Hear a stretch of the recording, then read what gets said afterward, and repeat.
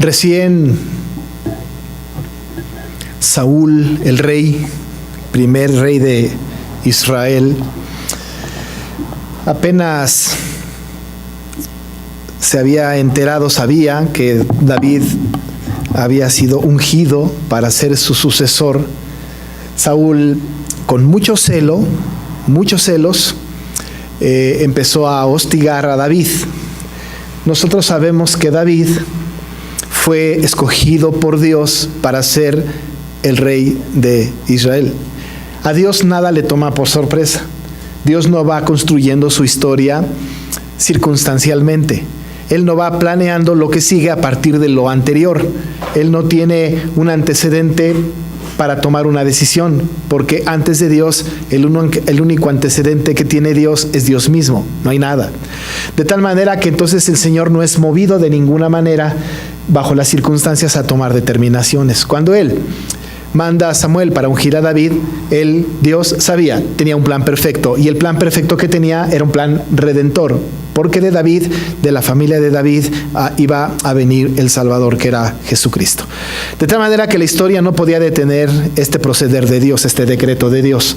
No había posibilidad alguna de que este decreto, de que este mandato de parte del Señor, de que esta voluntad decretiva de Dios fuera estorbada. No hay forma de que nada pueda estorbar lo que Dios ha determinado, lo que Dios ha establecido desde antes de la fundación del mundo.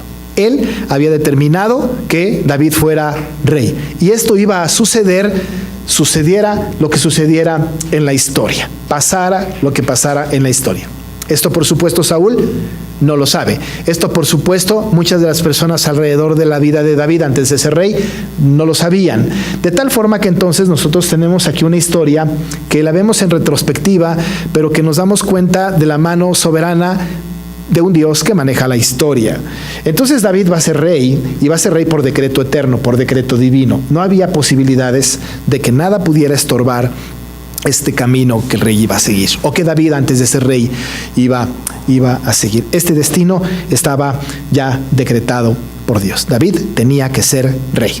Pero antes de esto, antes de ser rey, él tenía que pasar por unas circunstancias muy complicadas, circunstancias muy difíciles, circunstancias en las cuales su vida iba a estar en peligro constante. No había momentos en donde ahora hay una amenaza de muerte para David, ahora no, sino que su vida fue una constante de amenazas de muerte de muchas partes, amenazas de muerte de parte de Saúl, amenazas de muerte de parte de sus enemigos cuando fue rey, amenazas de muerte de parte de su hijo Absalón cuando se huye al desierto, amenazas de muerte constantes. Él se dedicaba a la guerra, como decíamos el domingo pasado, y todo el tiempo, todas las tribus, todas las naciones vecinas estaban justo queriendo aniquilar al rey. Ustedes saben que uno de los principales propósitos de un ejército es aniquila al líder, aniquila al rey, maten al rey, y con esto parece que la victoria pudiese ganar. Ya lo sabemos, este tipo de batallas las sabemos, porque cuando David se va a enfrentar con este gigante filisteo, esta era la condición: le ganan al gigante. Si David le ganaba en esta batalla al gigante, los filisteos tendrían que rendirle a Israel, pero si el filisteo ganaba, Israel tenía que rendirles a los filisteos. Es decir, cuando un personaje importante era vencido, entonces era vencido prácticamente todo el pueblo.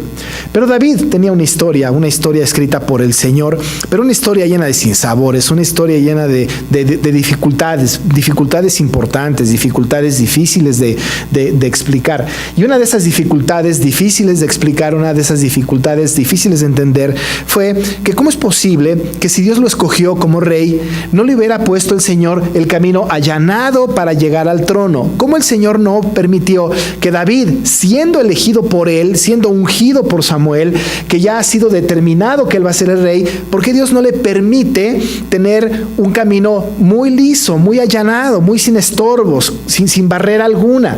Bueno, porque Dios no trabaja de esta manera. Dios tenía no solamente el destino de David, que iba a ser el rey, iba a ser el padre de Jesús, de él y de su descendencia iba a venir el Salvador, sino que en ese camino pedregoso, en ese camino difícil, el Señor no lo hace tropezar, no le quiere poner el pie, pero permite que pase por diferentes circunstancias para que el rey entienda su dependencia absoluta a este Dios soberano.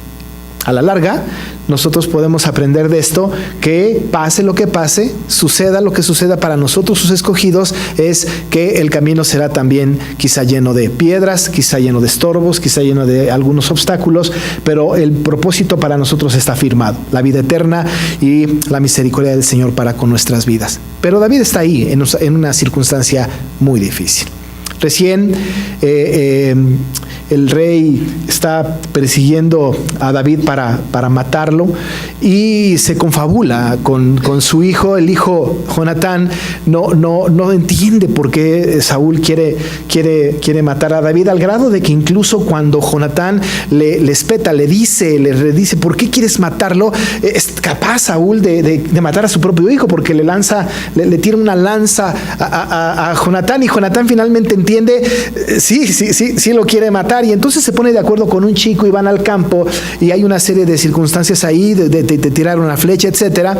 Pero lo más importante, lo más interesante del relato que está marcado en 1 de Samuel capítulo 20 es cómo es que David y Jonatán se encuentran y se hacen prometer lealtad, y lloran, dice la palabra, lloran ambos, ¿no? Dice la palabra incluso que David llora más que Jonatán. Nosotros sabemos que David era un hombre con mucha lágrima, un hombre que lloraba mucho, estaba muy angustiado. Jonatán igual estaba muy angustiado porque era su amigo, su mejor amigo, eran entrañables, tanto así que David le promete a Jonatán que cuando él estuviera en el trono iba a respetar, iba a sanar su familia, que no iba a atentar contra la familia de Jonatán por esta amistad, por este amor que tenían, pero se separa.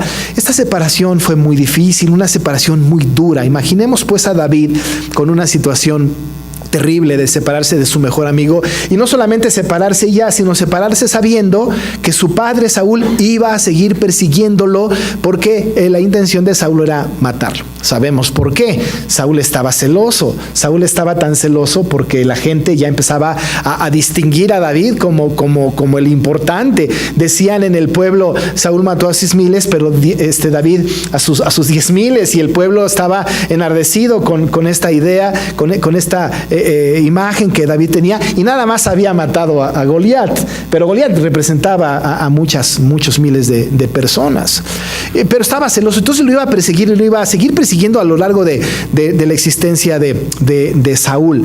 Pero en el acontecimiento importante, que es el motivo de esta meditación, es que después de que David se despide de Jonatán con muchas lágrimas, con mucho lloro, con un llanto terrible, con una angustia muy cercana, muy de corazón.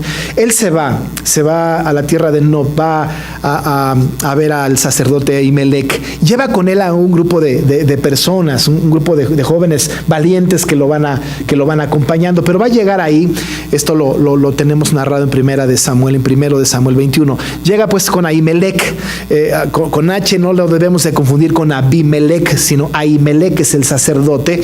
Llega con Ahimelech, y todavía Ahimelech le dice: pero ¿cómo es que vienes tú solo? Y él tiene que decir algo. El rey me mandó, hay alguna cosa secreta que tengo que hacer, y el rey me mandó. ¿Tienes por ahí algo de pan?, le pregunta David a Ahimelech. Ahimelech le dice: bueno, no tengo, hay 5 panes, no los tengo, solamente tengo el pan de la proposición, de la mesa de proposición, pero no te lo puedo dar, a menos que los varones que vienen contigo no hayan tocado mujer, que estén limpios, ¿no? Hay una expresión interesante en la Biblia que dice: sus vasos son limpios.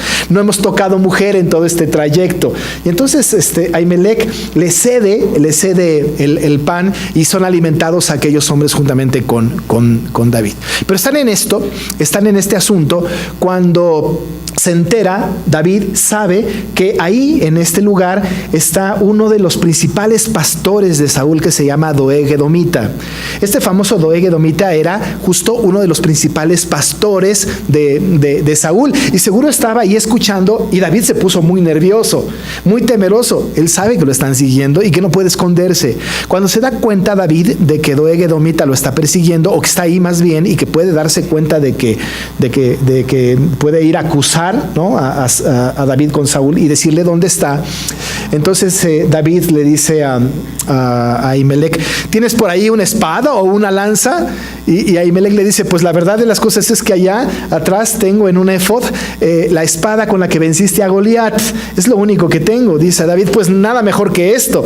Y entonces toma la espada que tenía él cuando mató a Goliat, y él está listo y armado para batallar en contra de este Doeg Edomita o quien se le acercara. Pero la persecución estaba ahí. David está nervioso, está tan nervioso que está buscando la manera de cómo salvarse. Huye de ahí, huye de este lugar, de la presencia de Ahimelech, el sacerdote, y va a dirigirse a Gat con un rey, el rey de Gat, que es Aquis. Así se llamaba el rey Aquis de Gat. Y va a llegar con él. Y cuando llega con él, los hombres que están ahí y la gente que está ahí alrededor ven a David, y entonces empiezan a distinguirlo diciendo: ¿no es este el príncipe de los hombres? ¿No es este el David, aquel que se decía Saúl mató a sus miles y David a sus 10,000? Y David se entera, escucha esto, y estando ahí ante Aquis, el rey de Gat, se pone tan nervioso, pero tan nervioso, con tanto temor por su vida y por la vida de quien nos acompañaban, que dice la Biblia que empezó a hacerse el loco. Imagínense nada más. La Biblia tiene historias interesantísimas, pero David haciéndose el loco. Y no solamente se hizo el loco como que no entiendo lo que me estás diciendo, sino que a tal grado que hasta tiraba baba por la boca, ¿no? Y decía algunas cosas, balbuceaba, y la baba estaba... No nos podemos imaginar a David, el rey, el hombre conforme al corazón de Dios, en una actitud semejante, tirando baba por la boca. Es una escena grotesca, no es digna de la Biblia, diríamos hoy día, ¿no? Pero esto es lo que cuenta la palabra. Se hizo el loco, de tal manera que Aquis dijo: ¿y por qué me traen un demente acá? Si dementes me sobran, ya no quiero ningún demente, llévenselo, que se vaya. Y entonces David sale librado de esta batalla, de esta confrontación emocional que él tenía, y se va. Y primero de Samuel capítulo 22 nos narra al principio del capítulo que saliendo de ahí se va a hacer cavernícola, se va a la cueva de Adulam, y va a llegar a la cueva de Adulam. Imagínenla nada más. Ya había sido dicho por Dios: vas a ser el rey de Israel. Y ahora es cavernícola, ahora se va a meter a una cueva, se va a esconder en una cueva.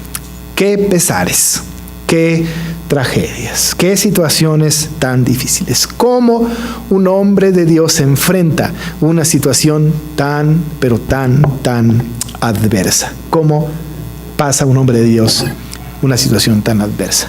No hay manera de conocer a un hombre de Dios tan bien como cuando está en la peor de sus dificultades. No hay manera de conocer a una mujer de Dios tan bien como cuando está en una situación crítica de su vida. ¿Quieres conocer a un cristiano maduro? Obsérvalo cuando está en el momento más crítico de su vida.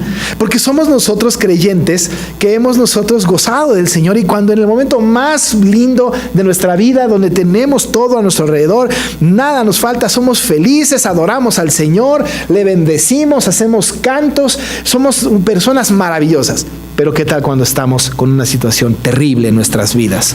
¿Qué pasa cuando un cristiano está en una situación de, no persecución, de muerte quizá, pero en una situación muy triste en su vida? Se perdió el trabajo, se murió un familiar, los hijos no vienen a la casa, están los hijos haciendo lo que quieren, el esposo no es fiel, la esposa es rebelde, el trabajo no funciona, lo han corrido, debemos dinero, qué sé yo, cualquier circunstancia. ¿Cómo enfrenta un creyente? Si queremos conocer a un verdadero hombre y una mujer de Dios, lo tenemos que conocer, y lo conoceremos bien en medio de las peores de sus crisis. Este es David. ¿Cómo se conduce un hombre de Dios? ¿Cómo se conduce un hombre conforme al corazón de Dios en medio de semejante crisis de persecución, de terror, porque lo están persiguiendo al grado de que se tiene que hacer el loco. Yo casi estoy seguro de que ninguno de nosotros ante una adversidad nos hemos hecho los locos. David sí, David se hizo el loco. ¿Qué hace? Llega a la cueva de Adulán, toma un papel, una pluma que posiblemente no es como las nuestras, ¿no? Se sienta en su soledad ahí en la cueva de Adulán y escribe el Salmo 34. Y el Salmo 34 nos revela cómo se conduce un hombre de Dios en medio de la adversidad. Aquí tenemos nosotros y conocemos al verdadero David, ese que tiene un corazón conforme al del Señor. Tiene muchos problemas, ya los hemos contado, pero cuando está ahí en la cueva puede tener dos alternativas. Una, quejarse amargamente. Pero debemos de recordar que David no es como nosotros. Nosotros sí que nos quejamos. Pero David no se queja. ¿Qué hace David en medio de tanto conflicto? Aquí conocemos su corazón, porque empieza entonces David. Vea que este salmo dice con las letras pequeñas arriba, Salmo de David cuando mudó su semblante delante de Abimelec y él echó y se fue. Dice aquí Abimelec, y nosotros podemos leer en primero de Samuel 21 que el rey es Aquis. Es posible que sea Aquis y que Abimelec sea un título que tienen todos los reyes de esa región. Es como todos los reyes que estaban en Egipto eran faraón. Todos los reyes que imperaban, por ejemplo, César, cualquiera fuera César, o la familia herodiana, ¿no? Eran títulos, ¿no? de los reyes, pero tenían un nombre particular. Es posible que así sea. El rey se llamaba Aquis. Aquí dice que era Abimelec, seguramente refiriéndose pues al cargo de este rey, pero muda su semblante. ¿Y cómo reacciona David? Dice la Biblia, David mismo escribe en medio de esa situación: bendeciré a Jehová en todo tiempo. ¿Cuándo es tiempo de bendecir a Jehová? ¿Cuándo es tiempo? ¿Solamente en la prosperidad? ¿Solamente cuando nos va bien? Bendecir a Jehová solamente es en un gran acontecimiento, en un cumpleaños, un aniversario. Bendecir a Jehová es solo cuando nos ha sacado de una dificultad y entonces encontramos la salida. Bendecir a Jehová es que cuando estábamos esperando un recurso no lo tenemos y de repente nos llega y entonces bendecimos a Jehová. ¿No tenemos nosotros por costumbre decirnos entre nosotros mismos, cuando nos va bien estoy muy bendecido, pero cuando nos va mal no decimos eso? Cuando nos va mal, no se acerca alguien y me dice, ¿cómo estás? Muy bendecido. ¿Por qué? Pues porque se murió mi papá, y porque no tengo dinero, y porque... Eso no lo decimos. No lo decimos. Más bien decimos lo contrario. No decimos nada en contra de Dios, pero lo que decimos es, estoy muy atribulado, estoy muy angustiado, estoy en una gran crisis. ¿Quién de nosotros puede, en medio de una dificultad tan terrible, decir, bendeciré a Jehová en todo tiempo? Me vaya bien, me vaya mal, tenga o no tenga, esté a punto de morir o no esté a punto de morir, esté la situación como está o no está la situación como está. En todo tiempo, David ha entendido que él tiene la responsabilidad espiritual de sea cual sea su circunstancia, él va a bendecir a Jehová. Él va a bendecir a Jehová. Incluso hay un momento en la vida de David en que tiene que decirse a sí mismo y exigirse a sí mismo esta bendición. ¿No es cierto que la palabra dice, el mismo David, bendice alma mía a Jehová y no olvides ninguno de sus beneficios? Se autodice, se autoexige él, bendice alma mía a Jehová y no olvides ninguno de sus beneficios. Aquí está diciendo en este salmo, yo bendeciré a Jehová en todo tiempo. Esto nos debe enseñar a nosotros mucho. Nos debe enseñar que en medio de la dificultad más difícil no tenemos otra posibilidad como creyentes sino bendecir a Jehová. Pase lo que pase, suceda lo que suceda. Hace poco escuché a una persona decir que su esposo le había hecho una cosa impropia, inmoral, y entonces me dijo algo así como, ya no me bendice el Señor, ha dejado de bendecirme el Señor. y yo la verdad es que me siento mal, no hay nada bueno para mí, y entra como en depresión y se olvida del Señor. Pero lo que uno tiene que hacer es bendecir a Jehová en todo tiempo. Pero ¿cómo se bendice a Jehová? ¿Qué cosas hay que hacer? Porque alguien me preguntará, yo voy a bendecir a Jehová. ¿Qué tengo que hacer para bendecir a Jehová? ¿Qué es esto? Porque es muy subjetivo. Bendecir a Jehová es decirle gracias, Señor. Pues sí, es parte de esto. Pero el salmista nos da una orientación respecto de cómo bendecir a Jehová en todo tiempo. ¿Cómo es? Miren nada más lo que hace David. Su alabanza estará de continuo en mi boca. Su alabanza estará de continuo en mi boca. Le alabaré por todas sus maravillas, dice en otro salmo David. Engrandeceré su nombre para siempre. Engrandecer al Señor, a Jehová. Dice la palabra, engrandecer a Jehová conmigo y exaltemos aún a su nombre. Es alabar de continuo al Señor. Su alabanza estará de continuo en mi boca. Señor, me va mal, mucha alabanza. Me va peor, más alabanza. Alabaré, exaltaré tus atributos, me gozaré en tu presencia.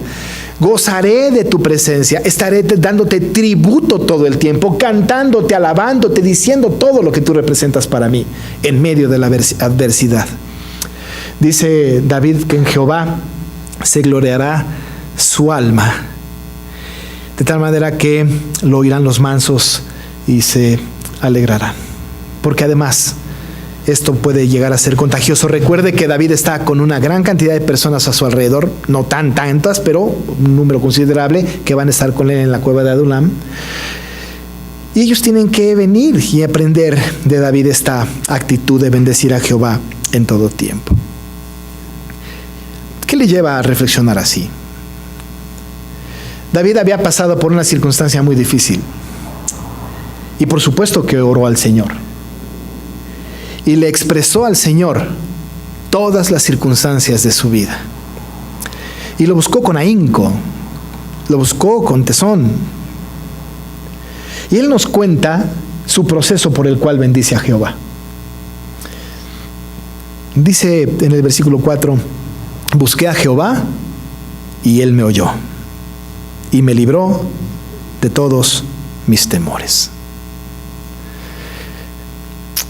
David estaba con mucho temor.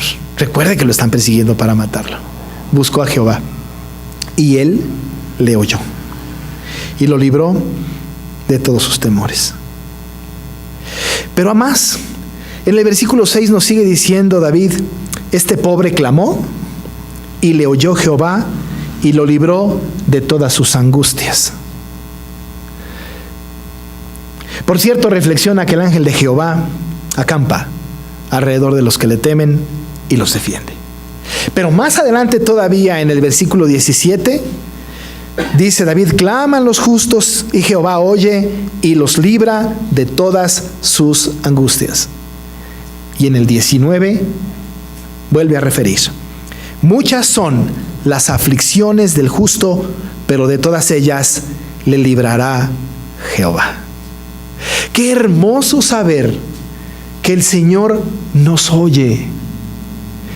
Créanme, hermanos, que el Señor escucha nuestro clamor. Busqué a Jehová y él me oyó. Este pobre clamó y le oyó Jehová. El Señor oye. Pero una cosa importante aquí es que el Señor nos oiga no significa que el Señor va a actuar exactamente como nosotros queremos que actúe. Porque bien pudo haberle dicho al Señor, Señor, líbrame de este enemigo. Aniquila a Saúl. Si vas a hacerme rey, hazme rey sin tantos problemas. Ya que llegue yo ahí y que me unjan, bueno, ya estaba ungido, pero que llegue yo allá y que me den el nombramiento, quita a Saúl y ponme como rey. Él clama al Señor y le dice, Señor, estoy temeroso, tengo miedo, estoy angustiado, estoy afligido. Se presenta delante del Señor con temor, con angustia y con aflicción. Y Dios le oye. ¿Y cómo le contesta Dios? Porque lo más importante aquí es, ¿cuál es la respuesta del Señor? Cualquiera de nosotros pensaría que a David el Señor le tendría que contestar, está bien, te voy a solucionar tu problema. Pero una cosa importante, mi amado hermano, hermana, es que en este texto no vemos al Señor quitándole el problema a David. No le quita su problema. ¿Sabe por qué? Porque más adelante vamos a nosotros a seguir escuchando la persecución de Saúl a David. No le quitó los problemas. Para ser rey le iba a costar mucho. No le quitó el problema. No le quitó los problemas. Iba a pecar con Betsabé y con Urías. Iba a ser perseguido por su hijo. Iba a tener una vida llena de dificultades. Pero entonces, ¿en dónde consistió la respuesta del Señor? En que cuando él clamó al Señor, lo que pasó en la vida de David es que en medio de la adversidad ya no tenía miedo. En medio de la adversidad ya no estaba angustiado. En medio de la adversidad ya no estaba afligido. Busqué a Jehová y él me oyó y me libró de todos mis temores. No dice me quitó los problemas, sino que me quitó mi miedo. Este pobre clamó y le oyó Jehová y lo libró de sus angustias. No me solucionó el problema, pero ya no estoy angustiado. Muchos son las aflicciones del justo, pero de todas ellas le librará Jehová. Ya no tengo aflicciones, mi problema sigue, pero ya no estoy afligido. Ya no estoy afligido. Porque el ángel de Jehová acampa alrededor de los que le temen y los defiende.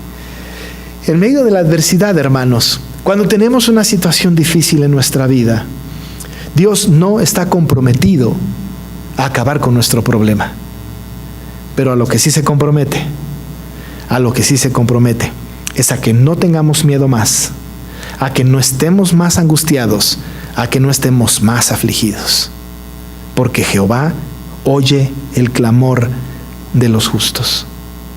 Busqué a Jehová y él me oyó y me libró de todos mis temores. David sufrió mucho, mucha persecución, muchas aflicciones, tuvo mucho miedo, estaba muy angustiado. El Señor no le quitó el problema, pero ya no tuvo miedo, ya no estuvo afligido y ya no estuvo en angustia. ¿Qué hay enseñanza para nosotros? Nosotros en medio de una tribulación, en medio de una dificultad, oremos al Señor. Busquémoslo con la confianza de que Él nos oye. Bendecir a Jehová, bendecir su nombre, que estemos alabándole continuamente. Buscarle y saber que lo que vamos a tener como resultado de la búsqueda es que en medio de la tribulación y de la angustia vamos a estar en paz. Lo he dicho en otras ocasiones, pero el cristiano es contracultura. Es tan feliz en el Señor que no se da cuenta de lo infeliz que es. Puede estar muy mal en su vida, con muy pocos recursos, con una gran cantidad de problemas y feliz. Sin angustia, sin temor y sin aflicción. ¿Cómo vive un hombre y una mujer de Dios, temerosos de Dios ante las dificultades? Vive bendiciendo a Jehová en todo tiempo. Y nuestras angustias y aflicciones y temores desaparecerán, porque Jehová nos oye y el ángel de Jehová acampa alrededor de los que le temen y los defiende. Vamos a orar. Señor, gracias porque tu palabra nos ilustra a través de personajes como David y otros tantos, de que a pesar de las circunstancias de nuestra vida, cualquiera que ésta sea, las más grandes tribulaciones que podamos tener, te bendeciremos, sea lo que sea. Tu alabanza estará de continuo en nuestra boca. En ti se gloriará nuestra alma. Sabemos que te podemos buscar porque tú nos oyes. Y sabemos, Señor, que al buscarte, al oírnos tú, nos quitas el temor, la angustia y la aflicción. Es tan necesario. Porque vivimos, Señor, en una circunstancia de nuestra vida, en una situación de nuestra vida, que muchas cosas nos provocan temor, angustia y aflicción. Óyenos, Señor. Bendecimos tu nombre. Quita nuestro temor. quita nuestra angustia, quita nuestra aflicción. No importa que el problema siga, pero que ya no tengamos miedo, ni angustia, ni aflicción. Finalmente tú sabes por qué razón en tu decreto eterno permites que lo que está pasando en nuestra vida sea lo que está sucediendo. Así entonces nos ponemos en tus manos para ser ministrados por ti, en el nombre de Jesús. Amén. Estemos de pie para recibir la bendición de nuestro Dios. Y ahora que la gracia de nuestro Señor Jesucristo, el amor de Dios el Padre y la comunión con el Espíritu Santo sea con cada uno de ustedes, desde ahora y para siempre. Amén.